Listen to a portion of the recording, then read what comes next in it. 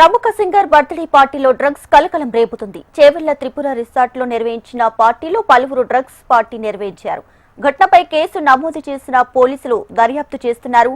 తన ప్రముఖ folk singer birthday సందర్భంగా స్నేహితులకు పార్టీ ఏర్పాటు చేసింది. త్రిపుర రిసార్ట్ పై పోలీసుల దాడులు నిర్వహించి పార్టీలో భారీగా విదేశీ మద్యాన్ని స్వాధీనం చేసుకున్నారు. ఎక్సైజ్ పోలీసులు పార్టీలో పాల్గొన్న పలువురికి డ్రగ్స్ పరీక్షలు నిర్వహించారు.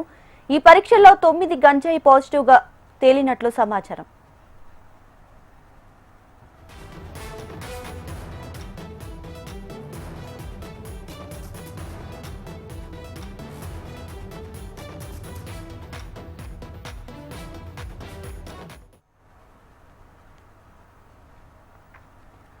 ప్రముఖ సింగర్ బర్త్డే పార్టీలో డ్రగ్స్ కలకలం రేపుతుంది.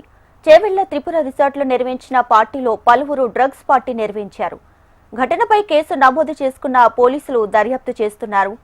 ప్రముఖ ఫోక్ సింగర్ బర్త్డే సందర్భంగా స్నేహితులకు పార్టీ ఏర్పాటు చేసింది. త్రిపుర రిసార్ట్ పై పోలీసులు దాడులు నిర్వహించారు. ఇక పార్టీలో భారీగా విదేశీ మద్యాన్ని స్వాధీనం చేసుకున్నారు పోలీసులు. పార్టీలో పాల్గొన్న పలువురికి డ్రగ్స్ పరీక్షలు నిర్వహించారు ఎక్సైజ్ పోలీసులు. ఈ పరీక్షల్లో 9 మంది గంజాయి పాజిటివ్ గా తేలినట్లు సమాచారం. ఇక లేటెస్ట్ అప్డేట్స్ తో హైదరాబాద్ బ్యూరో చీఫ్ రమణ సిద్ధంగా ఉన్నారు. రమణ,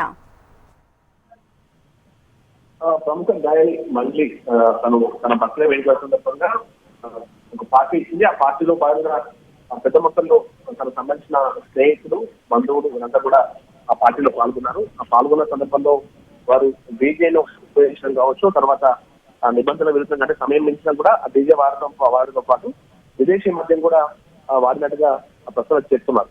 దీనికి సంబంధించి ఎక్సైజ్ సంబంధించిన పోలీసులతో పాటు ఉన్నటువంటి ఎస్ఓటీ పోలీసులు కూడా దాడులు చేయడం జరిగింది.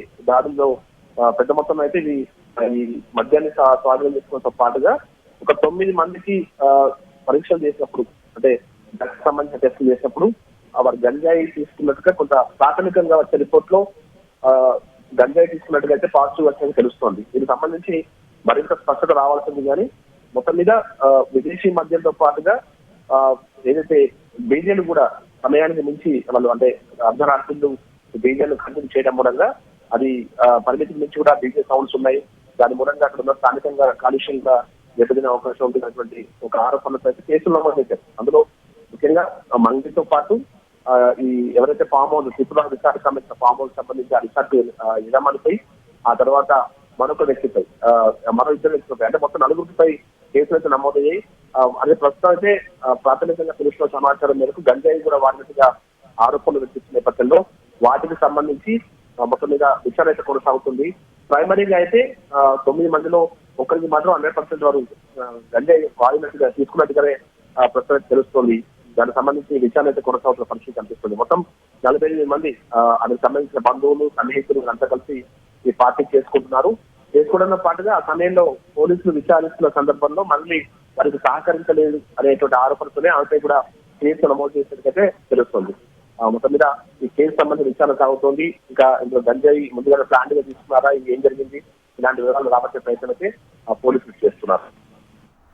Right Ramana, thank you.